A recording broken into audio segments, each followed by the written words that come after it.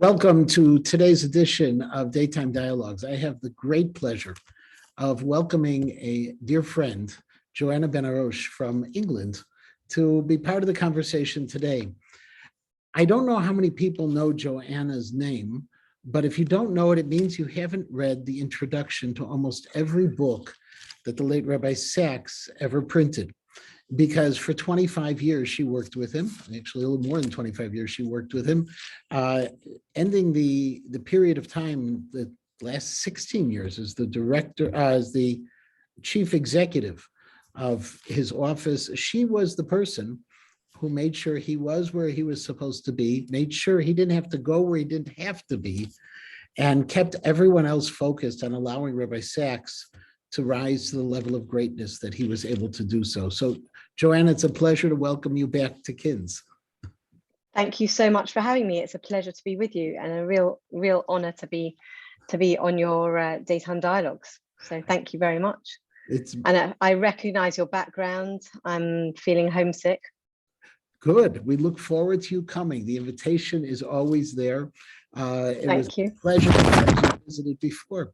And behind you are some of the books of Rabbi Sacks. Some of the books, yes. Some of the books.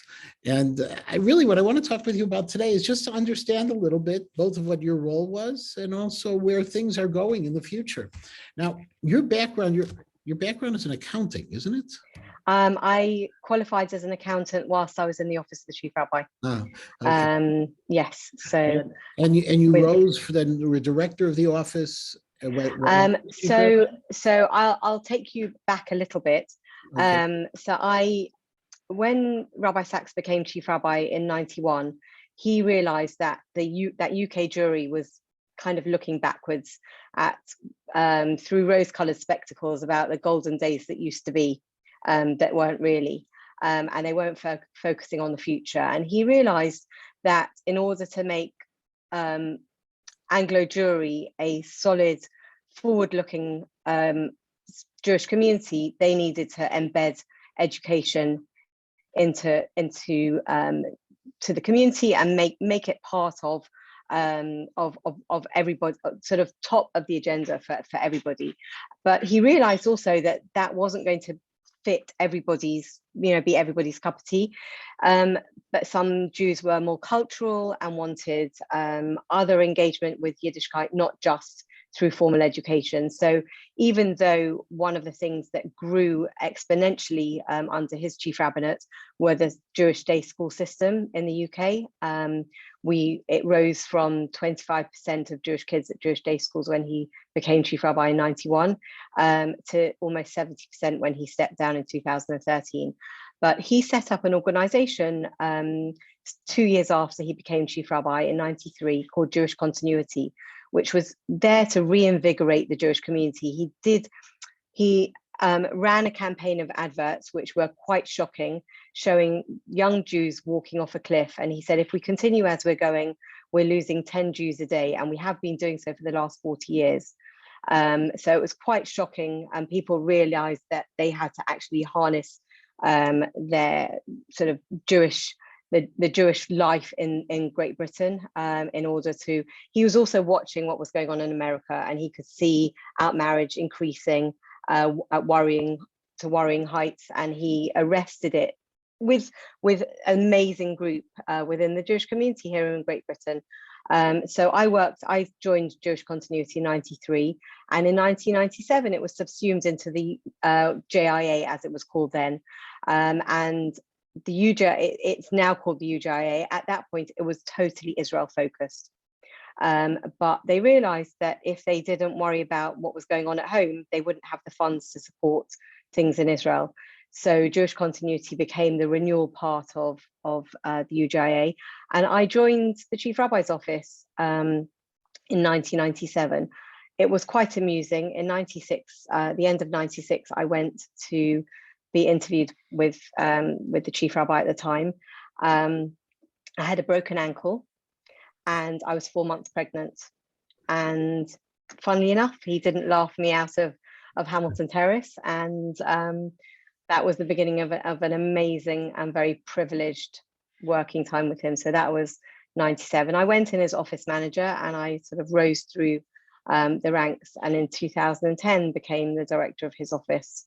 So that was, and then 2011, he was talking about stepping down and invited me to be part of the next part of his journey, and set up his private office and look at what were the excitements and of life going forward after the chief rabbinate. And you grew up in England? I'm London born and bred. I grew up in Hampstead Garden suburb, for anybody that knows London. And You went to JFS? I went to JFS. I did. I'm very proud of being a JFS alumni, and got married actually straight after school, which was crazy. I was just 18. So we've grown up together, and then I left school, sort of at 18, and didn't have any sort of professional qualifications when I left school, but took on a lot of the financial runnings of the chief rabbi's office, and sorted a lot of sort of anomalies out, and approached my boss at the time, Simmer Weinberg, and said, I really would like to get a qualification. She said, good idea, why don't you do bookkeeping? And I said, actually, I'd rather do accountancy. And in 2009, I qualified as an accountant at the same time as Rabbi Sachs became elevated, I think, to the House of Lords. I'm not sure which one was harder, but probably equally. So I'm looking behind you and I see the Sachs Koren Sidur. And I remember speaking to the chief rabbi before the Koren Sidur came out. I was sitting with him in Yerushalayim, and I said, I heard there's a new Sidur coming out. And he described to me the Sidur that he had actually done for Anglo Jewry, that had come out from the United Synagogue, which ultimately morphed into the Koren Sidur. They removed some of the U's in British English to be able to make it so that Americans could read it. Exactly. But I remember hearing, he was telling me about some of the trials and tribulations of the early days of publishing, that he was told the Board of Deputies were not fully behind the publishing of a new Sidur. He felt it was necessary because people were losing the special Nusach Anglia, the English special Nusach. Exactly, yeah. England. But they also told him, don't write too much. Exactly. But then he went ahead anyway and wrote this most amazing introduction, right. Which is just it's incredible. It's masterful to all of Tefillah. The introduction, was, I won't say that he got even actually, but he was able to fulfill much of his purpose by writing that introduction. It's in the Koren Sidur. It's in the Koren, yes, and in any forward publications of the Siddur that Koren do, the Sachs Koren Siddur, in the various iterations, whether it's Sephardi or Edot Mizrach or anything, they are including Spanish, all the translations. They're including the introduction. It comes as a package deal. If you want Rabbi Sachs' Siddur, you get the introduction and the commentary. Did it save Nusach Anglia? I believe so. He worked very closely with Dayan Binstock, and it very much cemented. It's called Minhag Anglia, and it's very much, it put it back into the public domain here, and that's what Shul's using. For a long time, I was using the little green pocket version. That's right. But I can't get them anymore. Mine wore out. I know. They need to do a reprint. So they're in conversation with Koren at the moment. I understand. Okay, so there's a chance.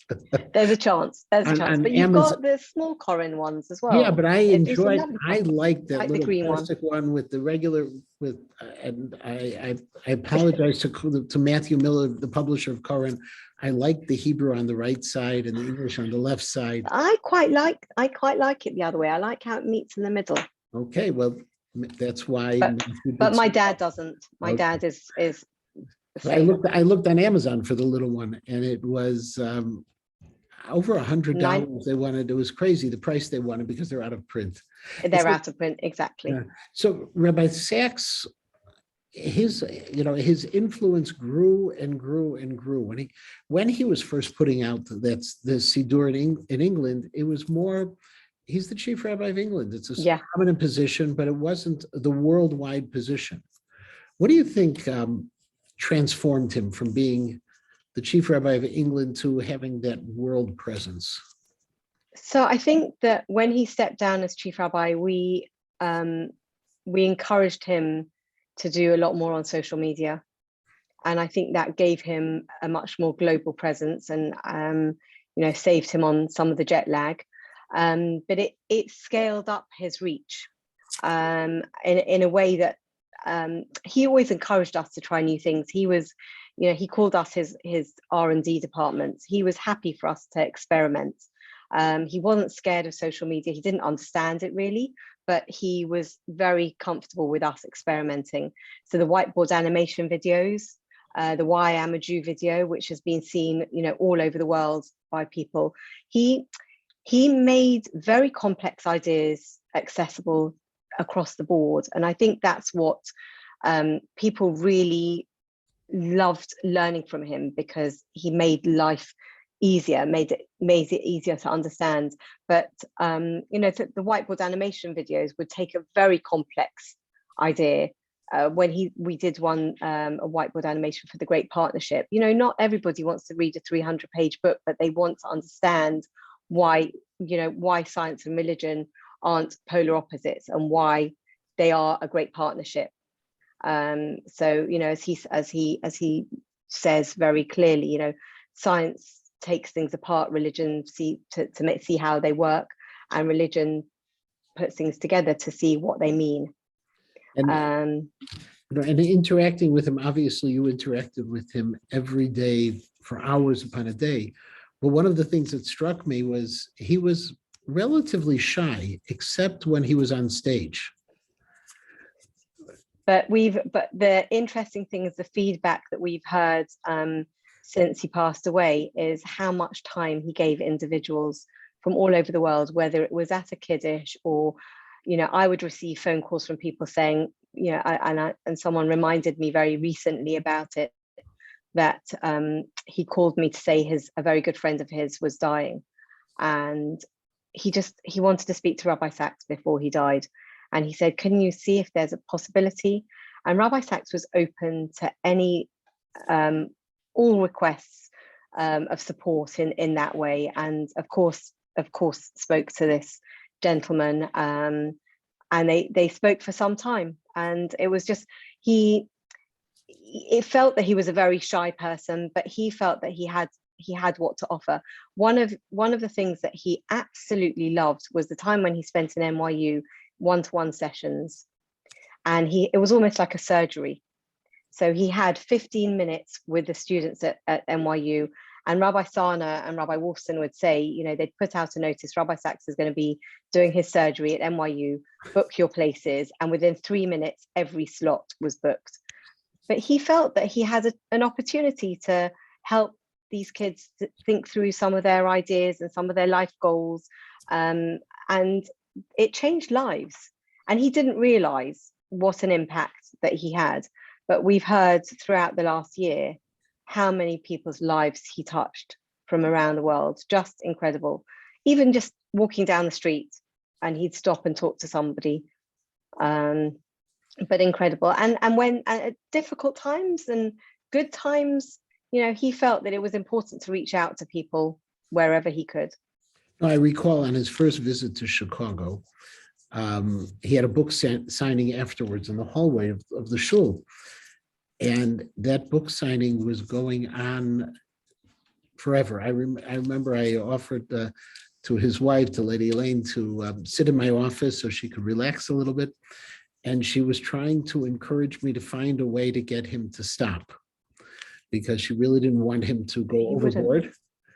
And he said, people are buying books and they want to be able to see me, and I can't stop. And it was an hour and a half of signing until the last person had the last book signed, and then he was done for the evening. So he had that. That was the same when I was with you. Right. He would never stop. No. and No. those kinds of things. And we tried to make it easier for him, but he felt a responsibility. And people stop and talk to him while they're signing. So that's why the line takes so long. But he needed to give everybody the time that they deserved. I do remember there was a case where there was a little bit of a case that I think would have consumed a lot of his time. And so I received a phone call from you. Would I be willing to speak to somebody in his stead? It was an honor, but I'm glad I was able to save him a little bit of time with that person who needed to talk to him. Thank you. And we both recall, and someone one day will get us to talk about what it was about. But in the meantime, not. So Rabbi Sachs passed away suddenly, and there were a lot of projects that were still up in the air. I understand the Tanakh from Koran, the English Hebrew translated one, did come out, which with his translation. His translation of Chumash. Yeah. All of Chumash and also of Tehillim. I have one here, by the way. This is the pocket edition. It's kind of hard to see because the background, but it's not, I don't know who has a pocket this size, but this is the small edition. It's a brilliant piece. The translation, I was really thrilled that he finished, and that was finished about 3 years ago. And the commentary, he was meant to start work at this year, would have been the commentary, was in the diary, but wasn't to be. He wrote 15 years of covenant conversation. So Koran have got 2 scholars working on it at the moment, collating material from everything that he's written. And, you know, it might not be a line by line, but it's going to be beautiful.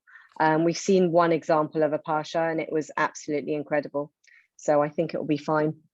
Is it, would you imagine it being the replacement for the Hertz Chumash? I think that's what they had in mind. So we'll see. I think Matthew has high hopes for it, and it will be beautiful.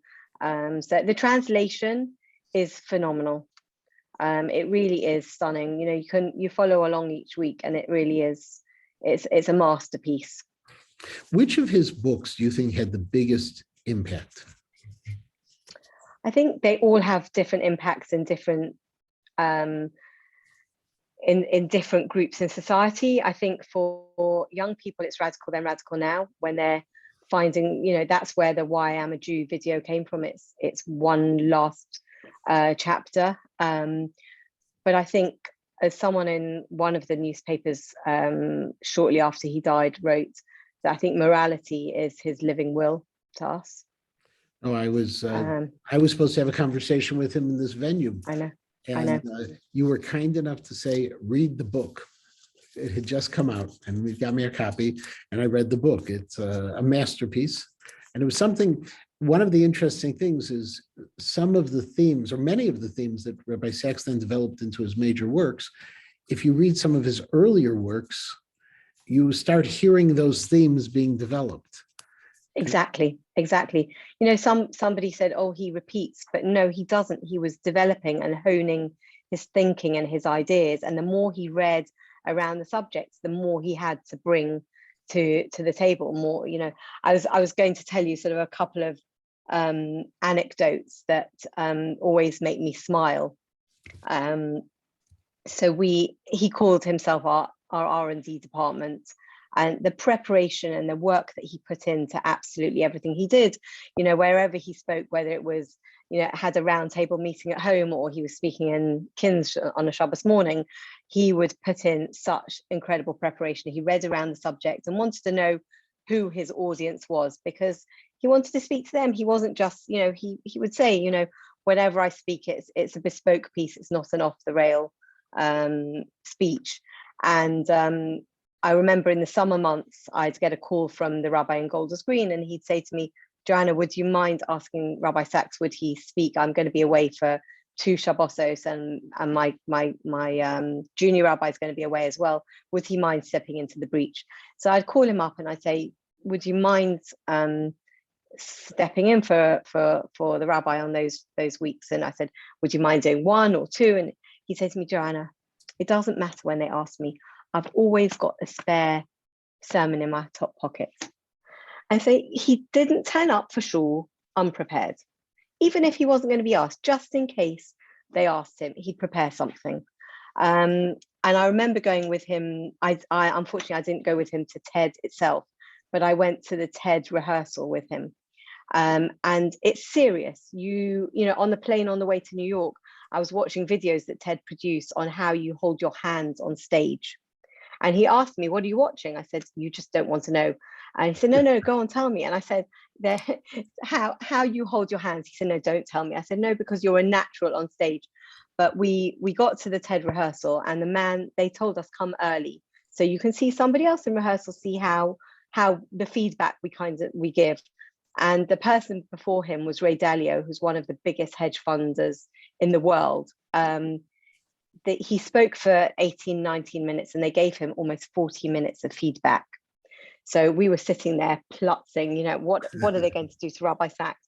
And he got up there and delivered 12 minutes of pure genius without a note, because you can't have a stender. There's nowhere to put your papers. So he'd learned it off by heart. I can't tell you how many iterations he worked through until he was happy with what he delivered.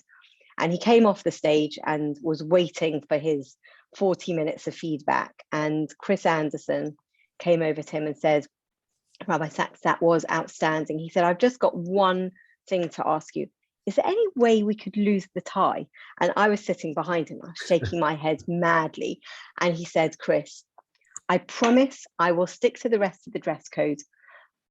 I won't wear any dangling earrings, but I have to keep the tie."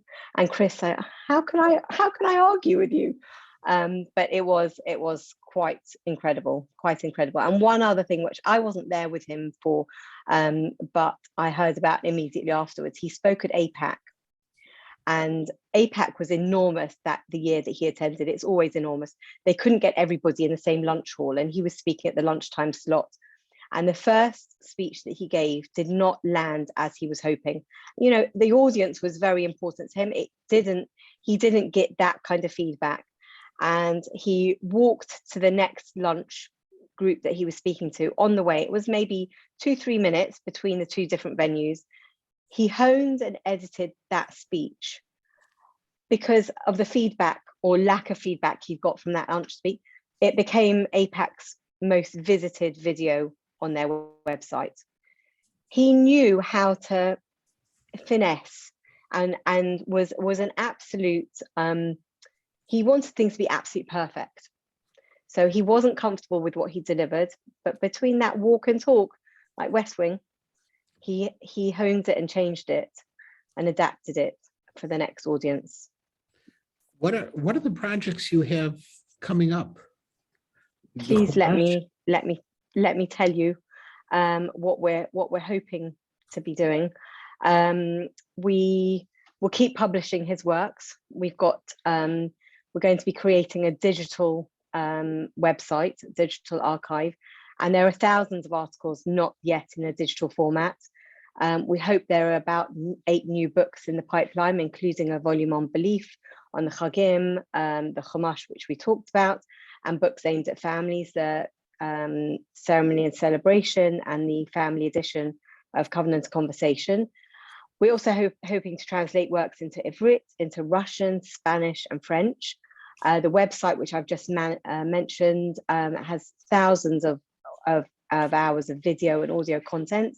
And we hope to be continually releasing new material through his social media channels to ensure his continued relevance.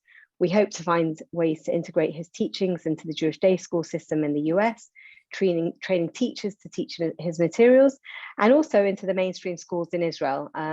Indeed, we're advanced in our discussions with the Ministry of Education to ensure his writings become core texts within the curriculum. We hope to form partnerships with academic institutions in the States to promote his work. And the first partnership, as we know, was created in New York with the Sachs Herenstein Center, a family that started life in Chicago, one of your community members. Very good. I mean, the Herensteins are amazing people, and we're very honored to be working with them. It's quite incredible. And then sort of a program of more traditional legacy activity from the Sachs conversation, which I spoke to you about early on, and the communities and conversation. And finally, hoping to have programs focused on the training of the next generation of leaders, rabbis, lay leaders, and Jewish community professionals, equipping them with the skills and knowledge to be proud Jewish leaders in much the way that Rabbi Sachs models in his lifetime. I think that his lasting legacy to us is that as a Judaism engaged with the world. So, and then what are you doing after next year? Yes. Now, one of the things I noticed with Rabbi Sachs, I remember sitting behind him on the bima when he was lecturing at KINS both times, and he was speaking from a text which was handwritten, not typed, not word processed, but handwritten. Did he handwrite everything? So when he spoke, it was very rare that he would type something out in full, because I have some on my desk and it will make me very tearful if I talk about it, but I rescued many of his speeches, that his drashot that he gave in St. John's Wood, because he would bring them before Shabbat. There was no Eruv at that time. And he would leave them on his stender in here and where I'm sitting in St. John's Wood Shul. And during the Shiva, one of the young Rabbi Binstocks called me and said, Joanna, you need to come down here now, because I have a pile of his notes. And what he did was he wrote, like bullet point form, just a word or two per line, which were reminders to him, sparks of the next idea in his thinking processes. And that's how he delivered his drashot. And most of his speeches were delivered like that. It was a fresh, it made sure that he was fresh and on message, but he brought a vibrance to his speaking like that. So it wasn't something that he was reading off a screen or a piece of paper in Shabbat. So it was an incredible way of delivery. No, his delivery sometimes where he would walk in. I witnessed a number of times where he would walk in and it was supposed to be a meet and greet, and then someone would say, we will now hear from a few words from Rabbi Sachs.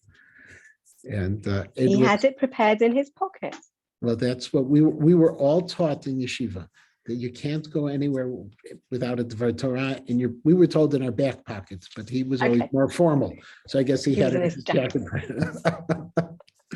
Are you still traveling like you used to travel with him? So I've just come back from my first visit to New York, and it was hard not being there with him. But we met some wonderful people who want to help us continue the legacy, and we're just thinking through. I've outlined the broad strategy, but now we have to think about exactly how we deliver that. And we've met with some great people who want to help us on that trajectory. You're based now, the trust is based in St. John's Wood Synagogue, or it's in a... Yeah, so we've been based here since 2013 when Rabbi Sachs stepped down, and he would speak here sort of 4 times a year, and we had this lovely office. And we're still here. Well, Joanna, it has been wonderful seeing you, wonderful schmoozing. It's bittersweet that we're talking about Rabbi Sachs in the past tense, but the reality is there is so much that is being produced now. I have a feeling that when we see each other next, there will probably be more books on the horizon. And then we're looking back at 10 years, or looking forward 10 years hence, he may have doubled his output based on things that you're putting together. So thank you. On behalf of all of us, you're the power behind that throne. Thank you. Making sure it continues to move forward. Please send our best to Lady Elaine. I will do. It's lovely chatting to you, and I hope to see you in person very soon. I look forward to it. Chicago is warm and comfortable as always. Thank you. Thank you. Thank you very much. Have a wonderful Take care. evening. Thank you so much. Thank you. Bye.